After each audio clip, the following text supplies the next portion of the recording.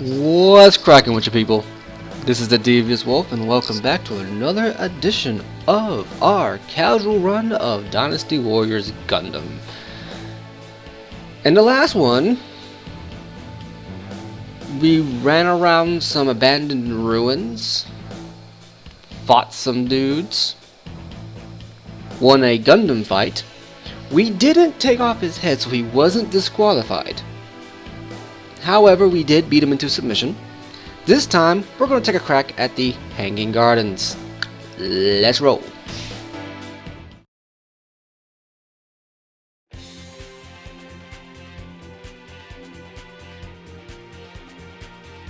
Judo? Are you sure you feel his presence? Yeah, he's definitely here. Somewhere. You can trust her. Her senses are always right. In that case, we'll have to fight him too. Scirocco's mobile suit was sighted among the enemy forces. Scirocco? Of the Titans? He's dangerous. He'll never agree to negotiate with us.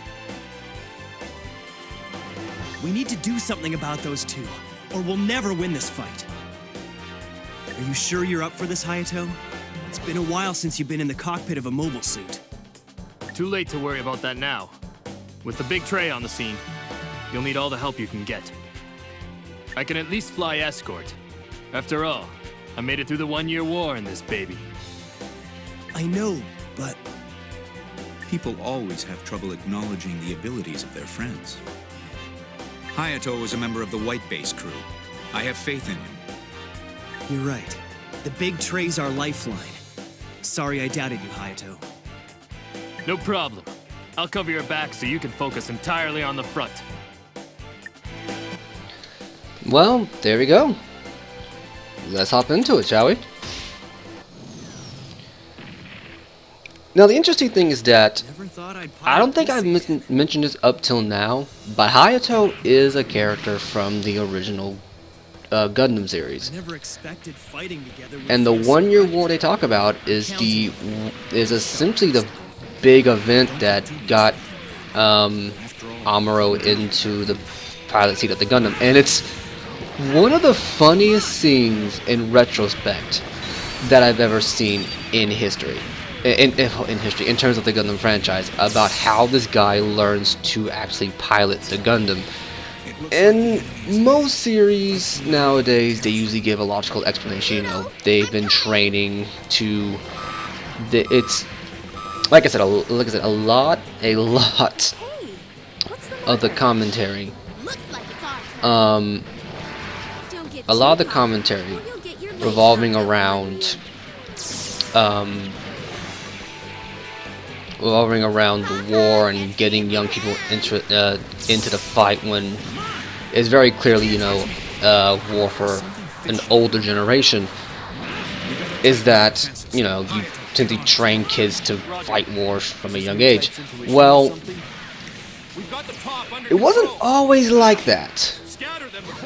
The first one was more of passing a war on to a younger age than it was actually about getting children to fight. And it was made very abundant, very clear with the original Gundam, because how Amuro learns to pilot the dang thing is that, I kid you not, he finds the instruction manual inside the Gundam and has it out on his lap while he's fighting Char. It's either Char or a random Zaku, I don't remember which. But, that's what happens. Okay, time for the grand finale. That's essentially what happens. Now, Hayato was one of Amuro's friends living on the colony that got invaded. I don't remember too much because honestly, Hayato legitimately just kind of disappears after. I think he disappears after a Zeta Gundam, because Double Zeta, which is a series in which Puru, Ru, L and Judo come from, in which they play the majority of it. Just kind of goes on its own little adventure, and it was kind of start of the series getting a little more wacky, because I remember the first episodes were very different than the first few episodes of the original Gundam, because the original Gundam and Zeta Gundam, okay, so I think the best way to describe this, Hey, everyone! Don't give up so fast! I think the best way to describe this is that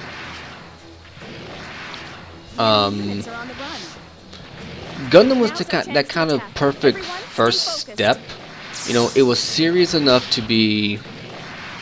It was serious enough to warrant, you know, taking the message at least a little bit serious, a little bit seriously. I apologize for the redundancy, but it wasn't too silly and it wasn't too serious.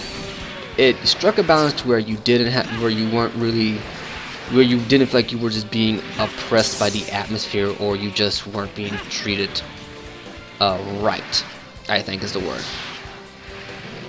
Was treated like you could think for yourself, like you weren't being condescended to or being called an idiot when they went a little too over the top. Now, Zeta Gundam is kind of that is that point in series where is that point in every series where they go a little bit darker.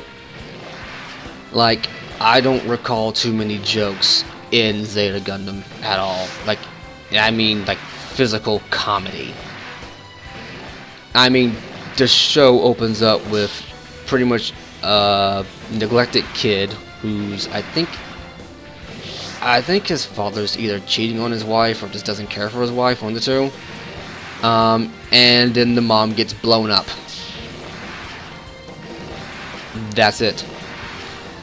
Now, I'm not going to go too much into that one because we will get to that one if I decide to if this series continues past these initial 5 missions. But you're not getting through here.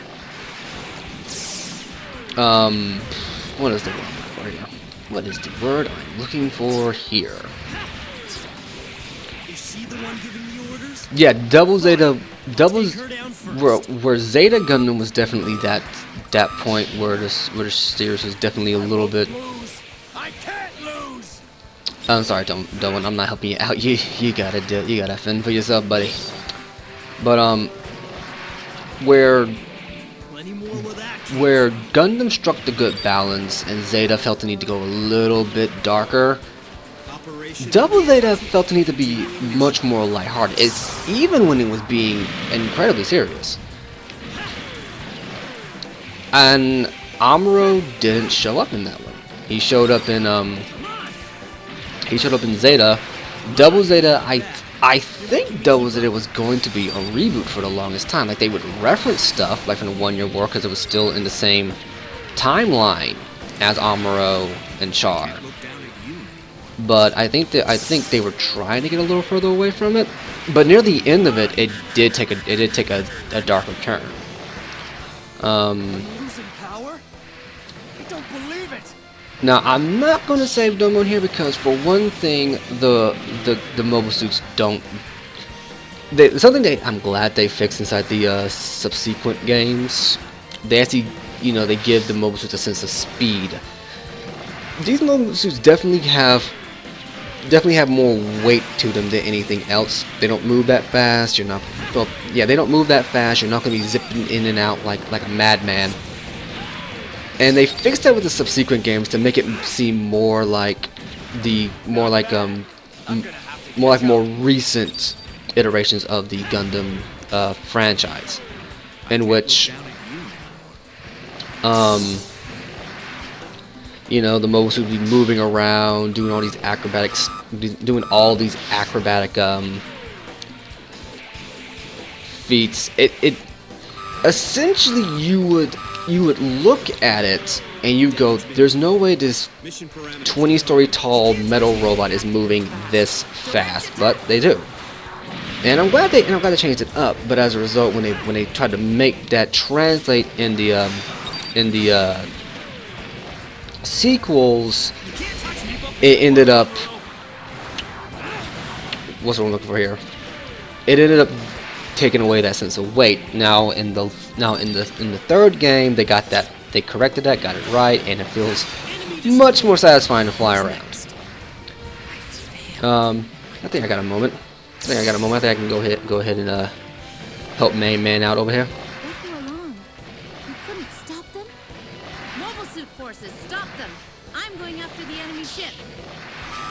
Now the thing to note is that Sarah, Scirocco, Where did they come from? and Rico are from Zeta Gundam. So they're from the interim.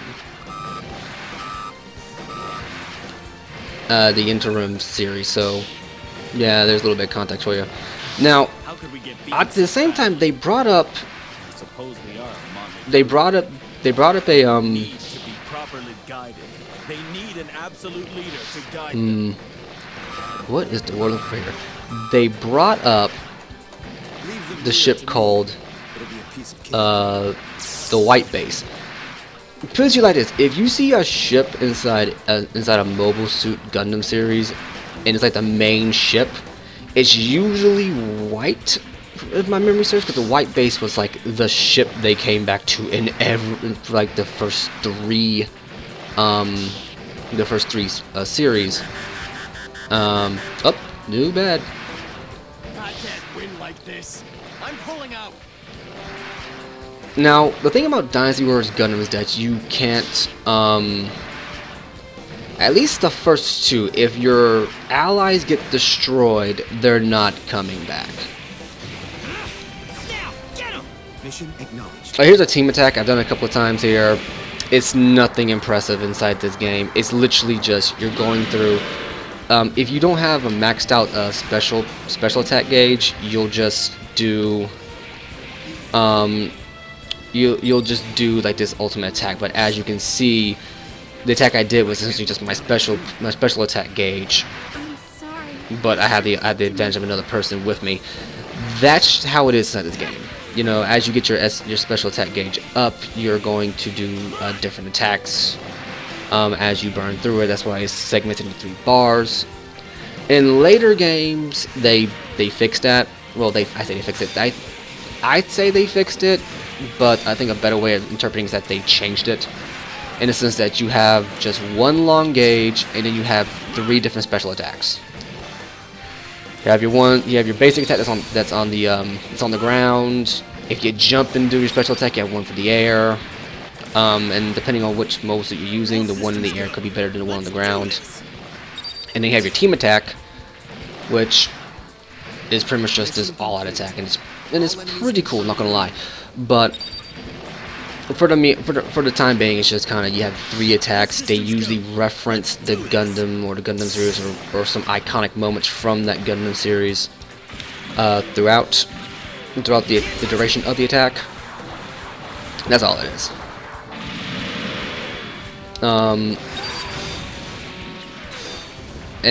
And in terms of the sequel games, I think they do a better job representing like iconic moments from their series, if you ask me, because one of Armored Attack is literally is just referencing the last scene of the original Gundam series.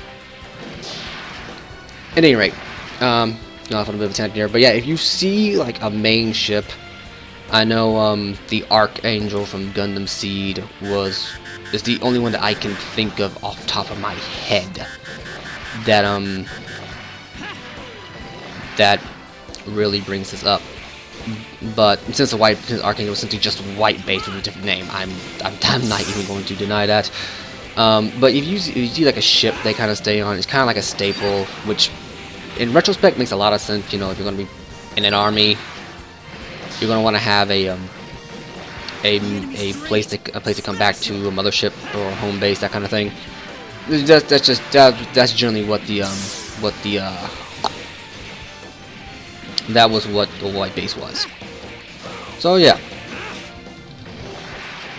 and to the best of my knowledge, the only series that doesn't really have a home base in the Gundam universe that I can think of is Gundam Wing and G Gundam. That's about it. Okay. Okay, you're gonna be difficult then. Okay, well, just gonna spear you to death here. Hit you with the ball and chain, and do this. Yeah, I think that pretty much does it for them. Oh yeah, Scirocco. Now, I don't know if this is a I'll get to him in a second. But Scirocco, essentially. Actually, no wait. Oh, why am I going back on Scirocco? I was gonna get to him in a second. I really gotta get better at that. But okay. So in terms of the Gundam universe, the whole point behind the war, behind each of the wars, is usually that, you know, war is bad, but there's always a subtext to it. Like in G Gundam, you know, they figured out that they kind of did the one thing that everybody on the planet complains about when it comes to wars.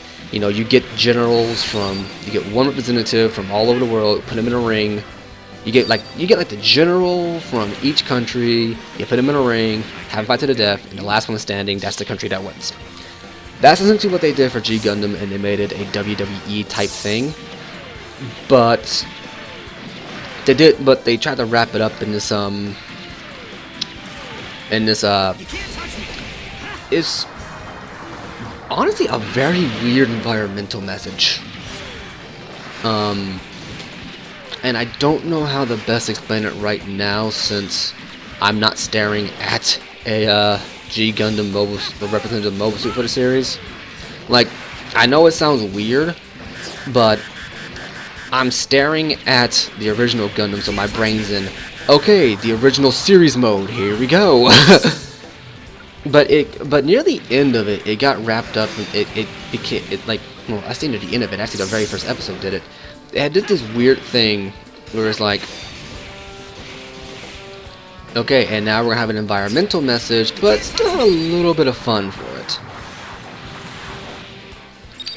And it got real weird near the end there, and I'll probably go into that more later if I have the chance.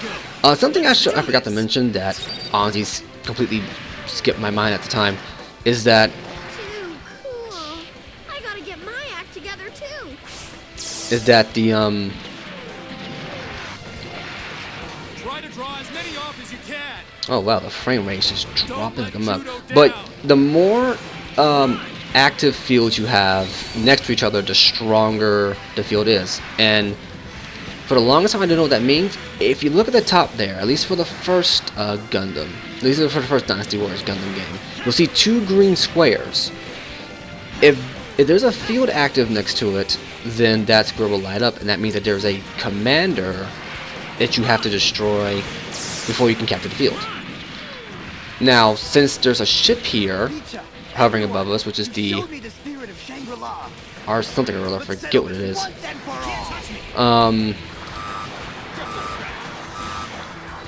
I legitimately forget if that's the I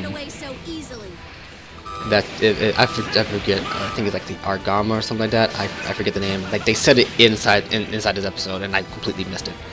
But since it's hovering above there, there's going to be a commander to fight. And our commander for right now is Scirocco in a mobile suit called the O of his design. Now in his thing inside Zeta Gundam is that he's an egomaniac. He thinks he's a genius. And his thing is called the O, not the big O, which was also which I found out recently, also I believe an intellectual property, or at least was produced by Sunrise. So here's hoping we might see Steve Rogers in a potential Dynasty Warriors Gundam crossover. that would be weird. But the O is essentially like, it has 4 arms, it's big, it's lumbering, it has a lot of guns, a lot of swords. That's essentially it. It's not that impressive, and it's one of my least favorite mobile suits in terms of the Gundam series. Mostly because I just don't like how fat it is. That's my main problem with it. it's superficial, and I'm sure there's people out there who do like it, but I just don't like the way the What do thing you looks. intend to do with that? Um, I'll be watching you, Char. but yeah, Char Aznable and Amuro became legends to a lot of subsequent individuals in the Gundam universe because they became new types. Now, this is what I mean by they kind of wrap up different messages in the wars, in the anti-war message, and the other messages generally don't be a racist prick.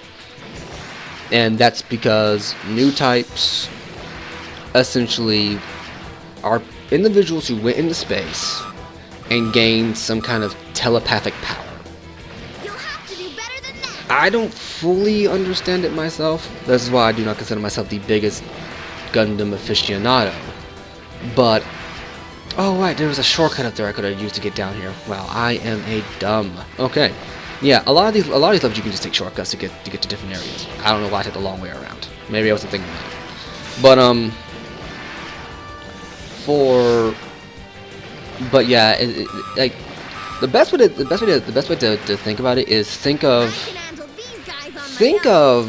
the coordinators from Gundam Seed. It's essentially like that, except without the genetic enhancement. It's more of, because they were out in space for so long, they evolved to... They evolved in a way that allowed them to better live in space, and that was to become a new type. Now, I don't know what it does physically to them, but it does give you telepathic powers. Like, using this big thing. Like okay, going back to Gundam Seed here. If you remember how Mula Flaga and man, what was that dude's name? It was the dude who wore the mask for that series. Ah, man, dude. There's Mula Flaga, and then there's dang, why am I blanking on this dude's name? He was like the big thing for that one. Like, he was like more so than usual. The dude in the mask was the guy pulling the strings for that one for some bloody reason. But they introduced him. They have like this weird little flash thing where it's like, I know you're here, and that's essentially what a new type is. They can kind of sense when another new type is around, and they lead you to believe that new types are just telepaths. And I think they're still exploring this even now. I think the most recent Gundam that takes place in this timeline, because yes, they are, because even though there are different timelines, they are still coming back to the original timeline, which I think is the UC. It's the I think it's UC 00 something timeline. But the most recent one to do that was Gundam Unicorn, which I have to admit, have not finished watching that one either. Though it did look very interesting when I started off. Damn it. Well, that's the end for Judo. I don't think Judo ever had an English voice act. I don't think Double Zeta ever had an English translation. Correct me on that if I'm wrong, but I don't think it ever had an English translation officially. But in English dub, I should say. But yeah, new types were essentially a new race, and at some point, I want to say Zeta Gundam, they started trying to use them as a tool of war, as well as deny them rights.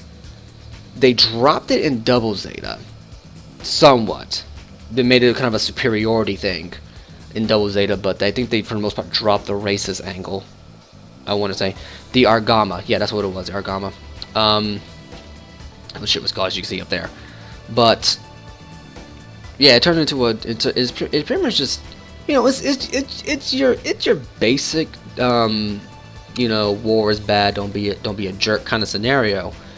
But for the most part, and I am simplifying it. It actually does get pretty deep.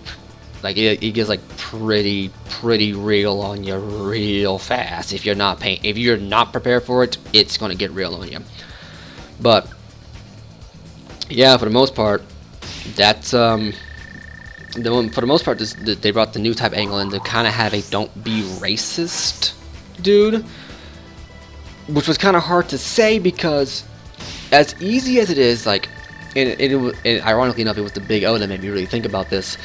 As easy as it is for us to think, oh, these are just a bunch of white dudes going around doing all this stuff in giant mechs, you have to remember that when it comes to any kind of culture, any kind of storytelling, it's told from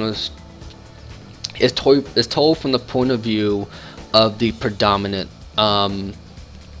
ethnic majority. And since this comes from Japan, well, pretty much everyone there is Japanese.